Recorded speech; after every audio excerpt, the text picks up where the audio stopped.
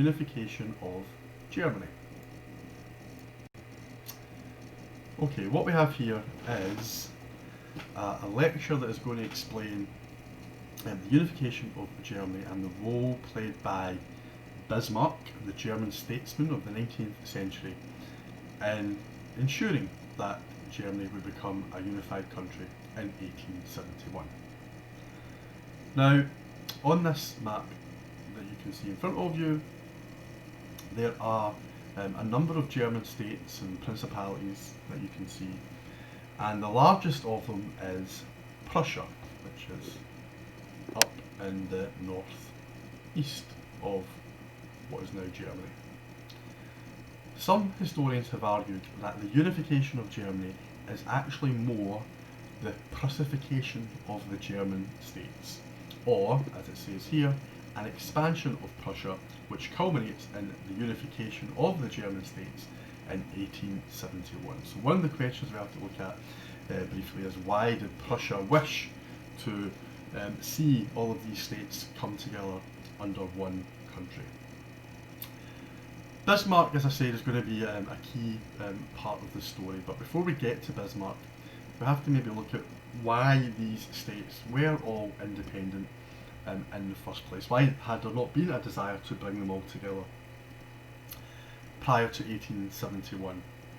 Well, the main reason for that is because they all had their own history, they all had to some extent their own way of doing things, their own economies, their own social structures, and their own religions.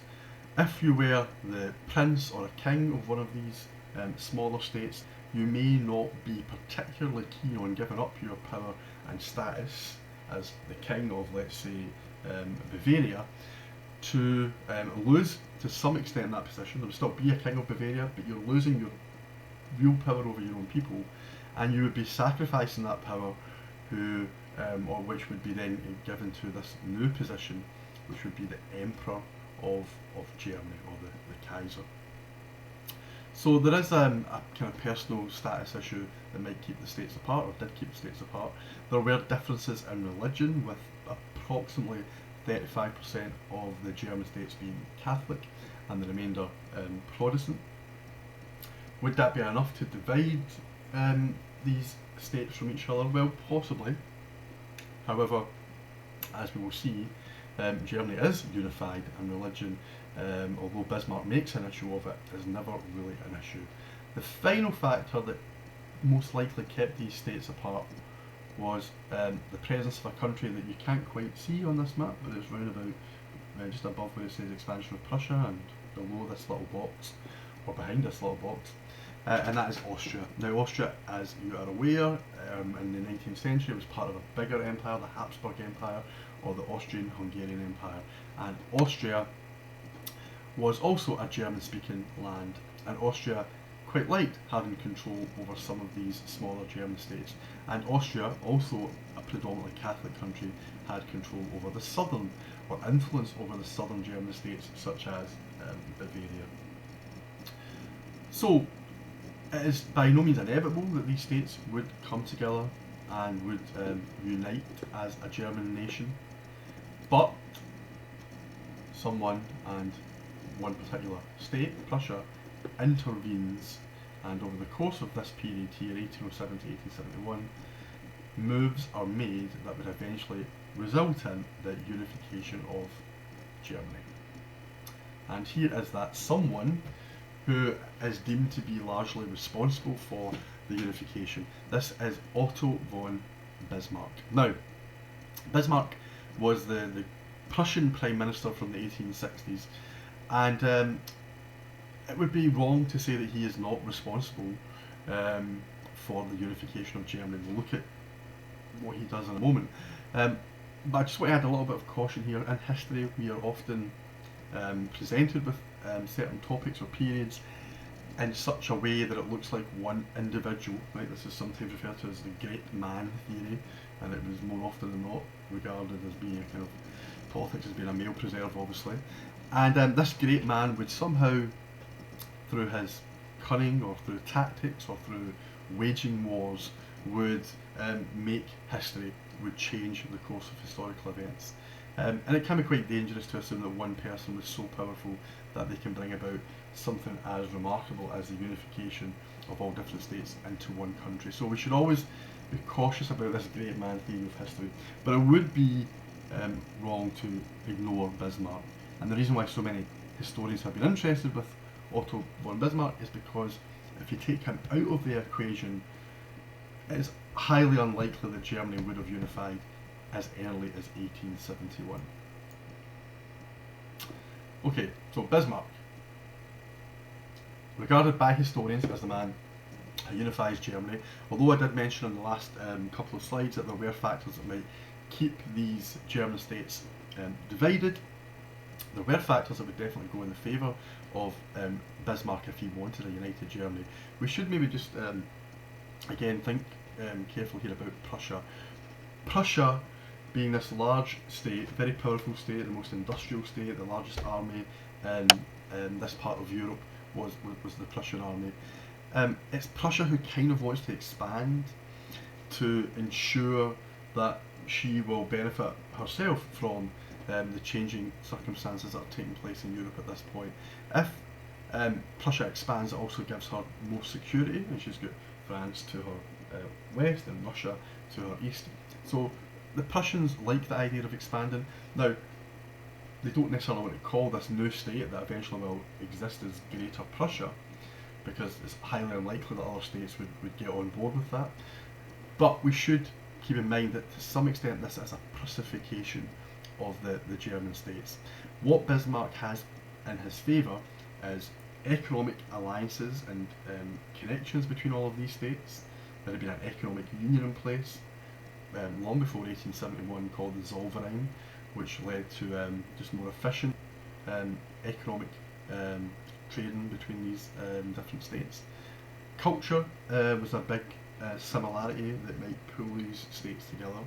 Literature, art, and so on. And finally, language. All of these states had German as their main language.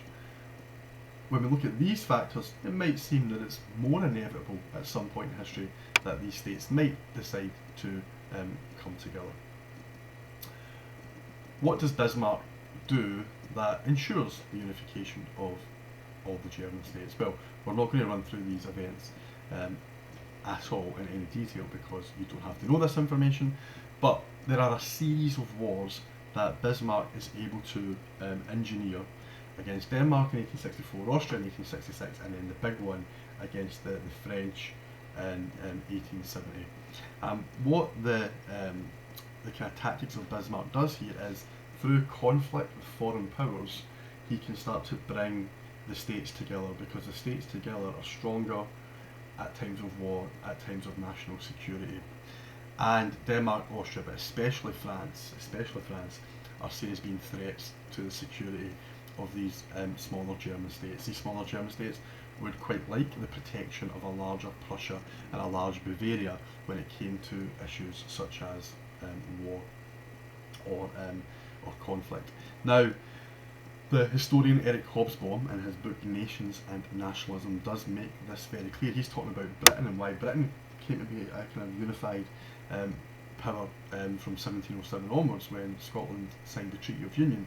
And what Hobsbawm says is that the presence of an other power, an enemy if you like, the presence of that threat is very useful in bringing disparate states or countries closer together. Ironically, the country that was seen as being the other, the threat to Britain in the 18th century was France. In the 19th century, for Germany, or the German states, it was also France. So in 1871, after these wars, the German states agree that it's in their interest to unify under a larger entity. That new entity will be Germany, the country that we know today, although there have been changes since 1871, some fairly significant changes that you might be aware of with the division of the country post-Cold War and then the reunification of the country in 1990. In 1871, the German states are unified, and the Prussian king, Wilhelm, now becomes the emperor of this new Germany, and he will be called Kaiser Wilhelm I. Okay, does Bismarck have it easy when he is the Chancellor, or what we would say Prime Minister, of this new country called Germany? Well, no, he has got lots of issues and problems to deal with. He has got one main priority, and his main priority for this new German nation is consolidation. He wants to make sure that Germany is secure. It's not going to be threatened from foreign or by foreign powers. So France, Austria, Denmark, there have been recent wars with these countries. Does Bismarck have to take that into account with his foreign policy? Yes. Does the new Germany have good relations with these countries? Yes, when it comes to Austria. Yes, when it comes to Denmark. No, when it comes to France. Now, we will come back to foreign policy later on, but maybe at this point it's worthwhile noting something that is very much relevant to what you're going to be doing throughout the rest of history A, and that is that France are particularly upset about the unification of Germany. One, they now have a large, powerful neighbour on their doorstep. Two, the French kind of felt humiliated because the new Germany was, to some extent, established in the Palace of Versailles in 1871, where the new Emperor Kaiser Wilhelm was crowned at the Hall of Mirrors. So within France, the new Germany was technically born. But the main concern of the French was that the Germans took territory as punishment for the defeat of France in the 1870 Franco-Prussian War, and that territory is known as Alsace and Lorraine. And this territory would prove to be an issue for the French. They would want this territory back from the Germans. I've put Britain there with a question mark. Why would Britain be a potential problem for the new Germany? Well, in 1871, Britain are not a problem. However, these two countries, Germany and Britain, would be very much competing with one another for control, maybe over certain economic markets, because Britain is an industrial power, has been for maybe 50 or 75 years by this point. Prussia was an economic powerhouse, or was becoming an economic powerhouse, so Britain might have a new rival that it has to deal with. Again, we'll come back to that point when we start to look at the build up to World War I. Domestic problems, we have got an expanding working class. We have got new social class relations that may be quite problematic for Bismarck, and we've got the issues that also come with the expanding of working class, which is industrialisation. In fact, industrialisation and urbanisation produces this new working class. So there are going to be issues of poverty and deprivation that the new German government may have to deal with. Again, this only really relates to the cities and newly emerging towns. The constitution I'll come back to in a second, but it's undemocratic, and that will pose some problems. And although Bismarck himself declared that he was happy, he was satisfied with the territories that were now part of this new Germany, it doesn't mean that there weren't others within the country who wanted further kind of status that would come with colonies in places like Africa or Asia. So Bismarck had to kind of balance his desire not to upset other countries if Germany embarks upon colonial expansion. He had to balance that with the demands within his own country. I just want to come back to that constitution point here. As the constitution of the German Empire is very much a top-down constitution. Power rests in the hands of the emperor, and the chancellor, who is appointed by the emperor, is the man who is responsible for controlling the Reichstag. The Bundesrat is the state government, the Reichstag is the kind of federal government body. And the chancellor, when it is Bismarck, is very powerful. Kaiser Wilhelm I, the emperor you can see here, was quite happy to allow Bismarck to make most of the decisions in the country at this point. It's not a democratic system. The Chancellor is not picked by the electorate.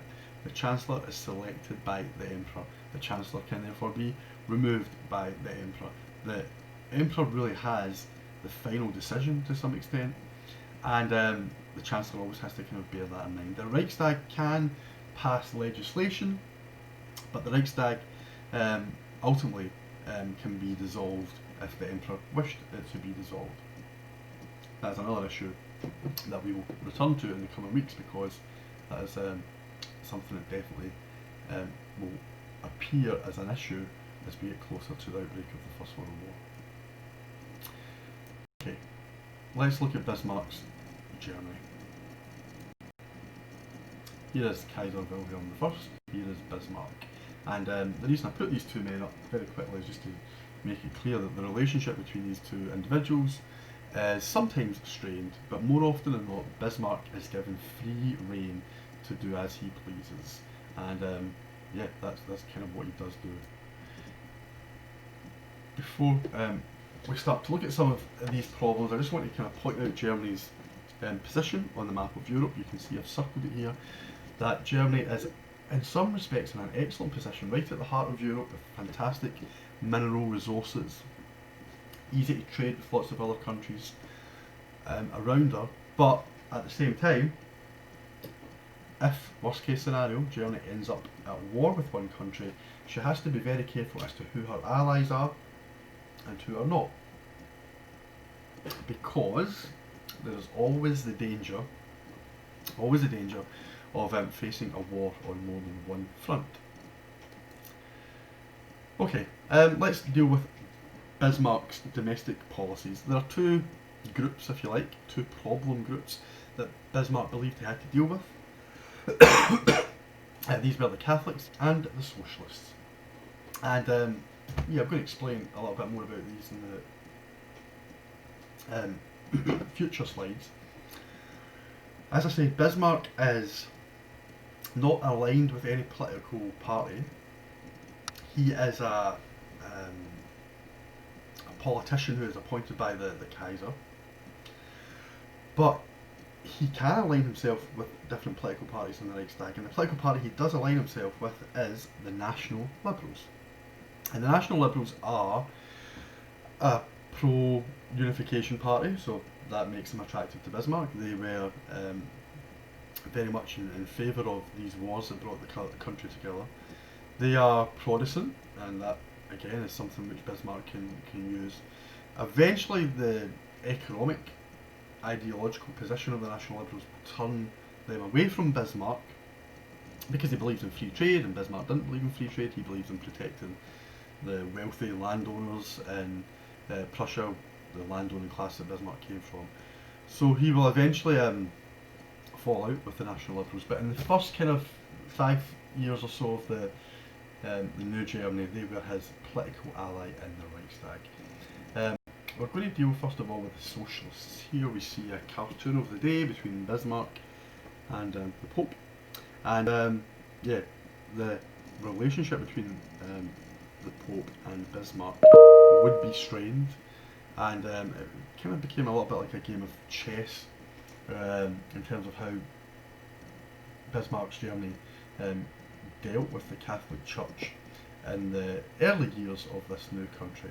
And we're going to move on and look at that now. We're going to look at what is often referred to as the culture camp.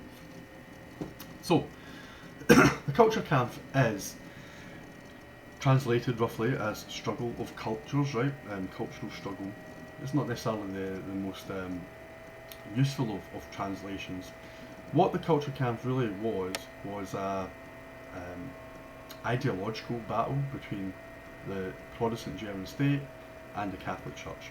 Not even so much the Catholic Church within Germany, but maybe the Catholic Church as a whole, the Catholic Church as run by the Pope and the Vatican.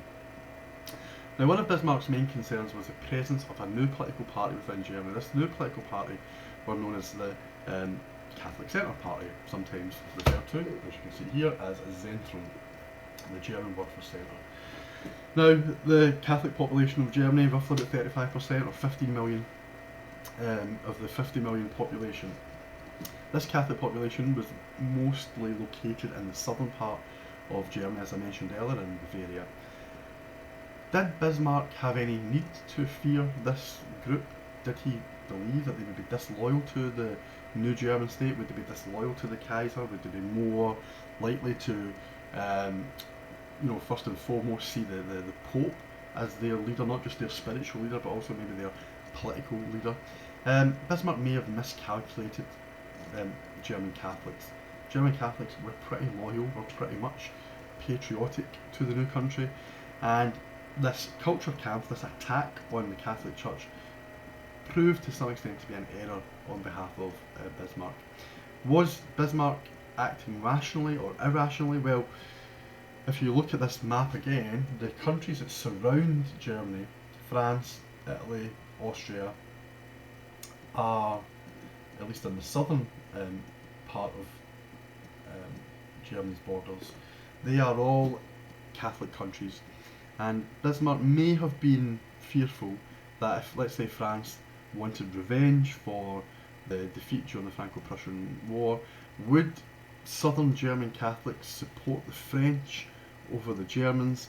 Highly unlikely that that would ever have been the case. So that's why I think maybe Bismarck's desire to impose some discrimination upon Catholics was an error. The second reason as to why Bismarck was maybe keen on implementing this policy of the culture camp was because Pope Pius IX issued a doctrine known as papal infallibility.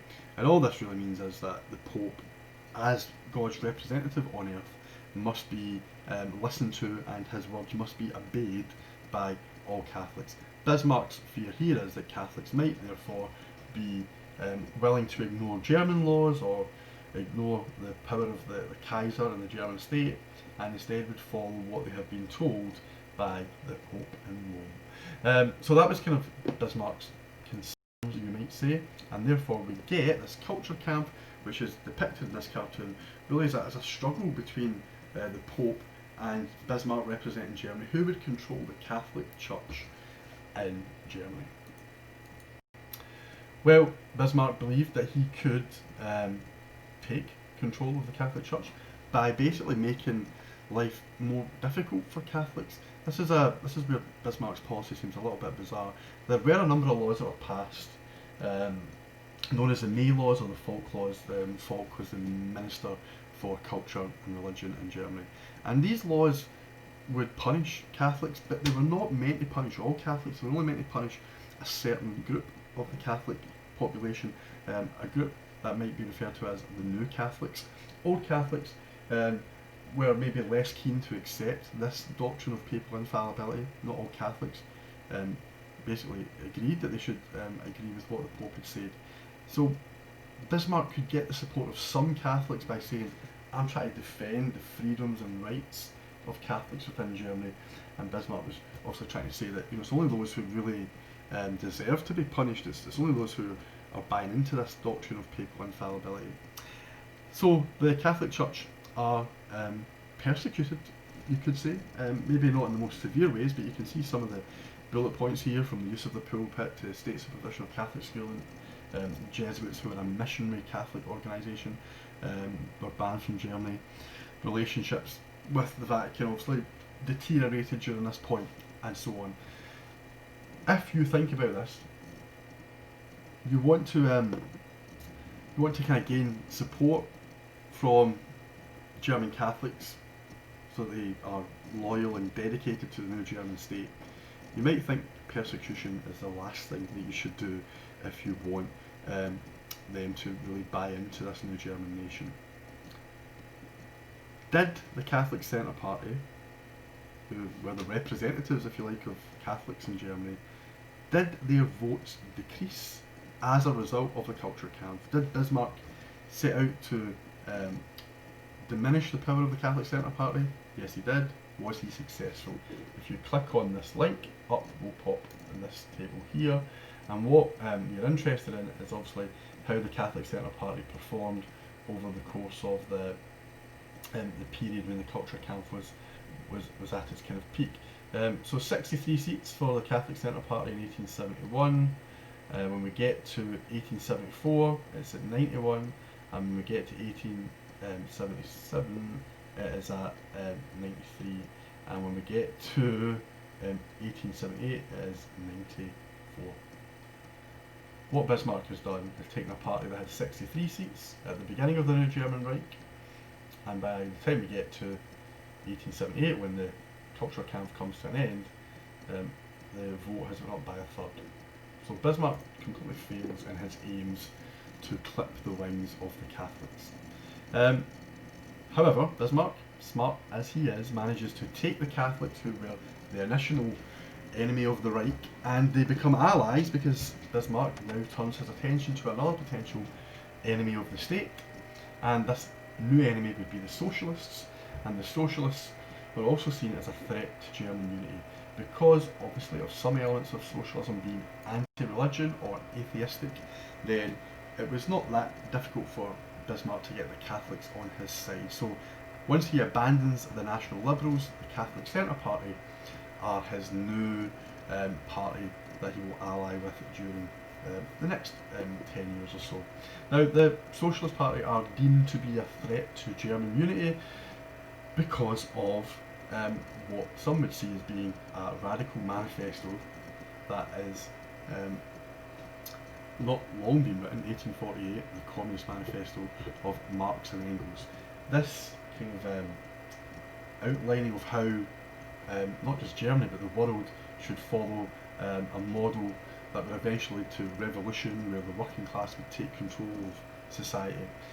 Obviously led to great fear amongst not just the upper classes and aristocracy and monarchies within Germany, but across Europe.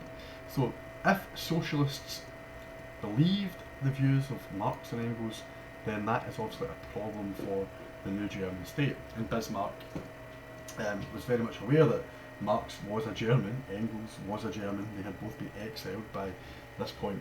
Marx is living in London, preparing obviously the publication of his famous Das Kapital. But before we get to the exact kind of ideas that would kind of, I guess, be deemed to be socialist, I just want to touch on this idea of internationalism. Germany is also trying to build a new state based on nationalist ideas and patriotism and German values and German culture and German language. And here is a manifesto from Marx and Engels which says workers of the world unite, or proletarians of all lands unite. And this internationalism that is put forward by Marx, doesn't matter if you're French, doesn't matter if you're German, doesn't matter if you're British, what is important is your social class. That very much contradicts the nationalist views that Bismarck is trying to obviously instill within the German people. Now, the Communist Manifesto, as I said, or socialism in general, would be a threat to the German state. These workers and factories that have been established up and down Germany, but especially in the industrial centres like Berlin and cities that are in the area that we call the Rhineland. These workers would be attracted to a new political party that were known as the Social Democratic Party of Germany. The Social Democrats, SPD, Socialists, right, you can call them whatever you want. They were a fairly small party in 1871, but with the onslaught of industrialisation and urbanisation, working class population grows. It's concentrated in towns and cities, workers getting to know each other, sharing ideas and views in factories.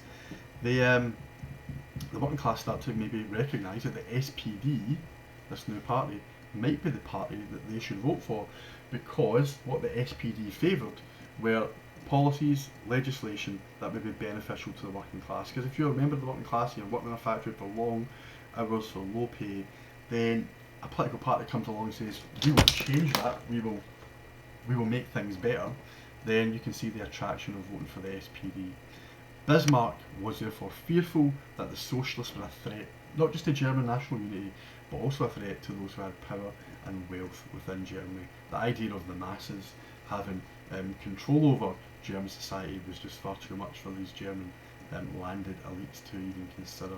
So Bismarck, where possible, bans the SPD.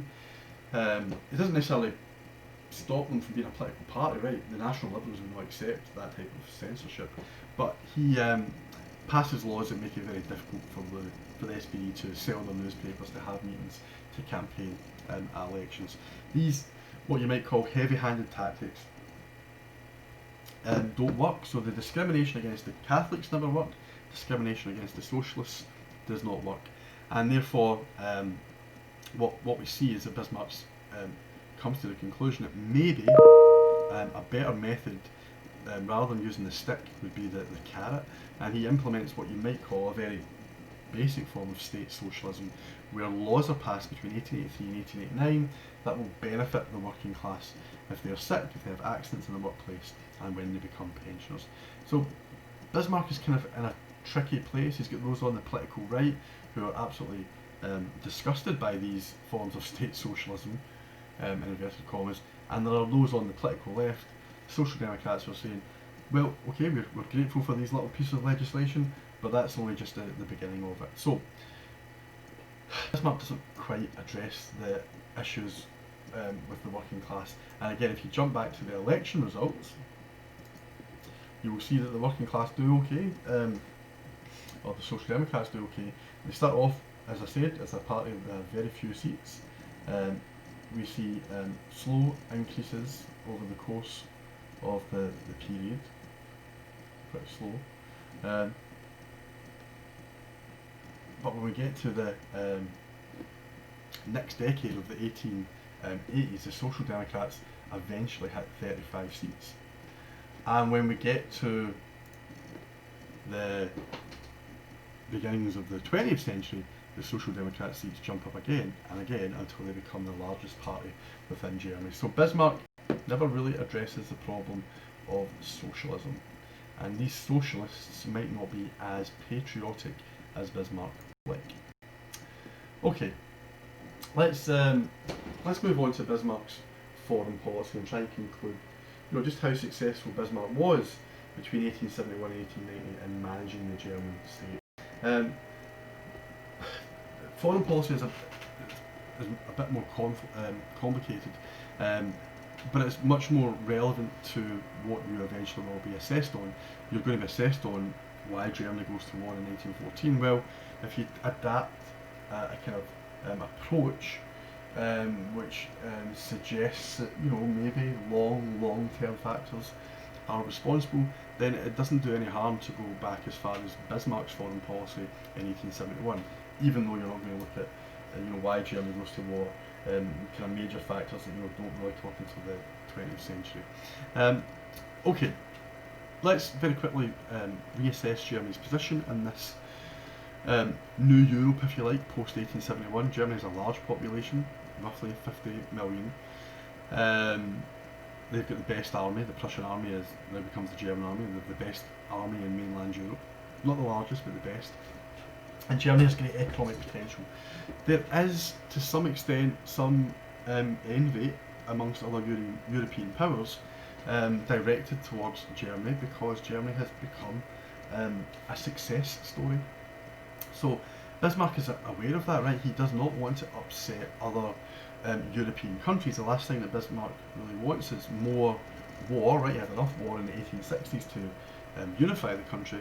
He doesn't want more war. He wants Germany to basically live during peaceful times, ideally, so that the country can grow and thrive.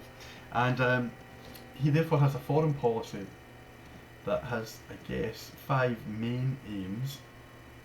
First of all, he wants European peace. European peace is good for Germany, it's good for Britain, it's good for France, good for Russia, good for Austria. All of the countries can hopefully thrive if peace is maintained. It doesn't mean that these countries are going to treat smaller European countries well, but the idea is, for Bismarck anyway, no conflicts, no wars. That's good for Germany. Although Bismarck will eventually create a rather complicated alliance system across Europe, he is in power when there is no conflict in Europe, so we should bear that in mind. His policies preserve the peace. His second aim for Germany is to concentrate in European issues. So by that he means no colonies. He says Germany doesn't even have a navy. For Germany to annex territories in Asia or Africa, that would just be far too much of an ask at this stage in Germany's history. So he had no desire whatsoever to engage in foreign affairs in the way that the French and the British had done. His third aim is a little bit problematic. This is the kind of negative aim. He wanted to isolate France, keep France out of the kind of European alliances. To do this, he signed an alliance Bismarck signed an alliance between Germany, Austria and Russia, known as the Drei Kaisersbund, right, or the Three Emperors League. And this was just a way of kind of ensuring good relations with these two countries, but also a way of isolating the French. What Bismarck did not want was a French and Austrian alliance or a French and Russian alliance. The fourth thing that Bismarck wants to do is prevent an anti-German coalition, and he can do that by being on good terms with Russia and Austria, but he can also do it by being on good terms with Britain. And Bismarck actually does get on quite well with the British. The British statesman of the day that Bismarck gets on well with is Benjamin Disraeli.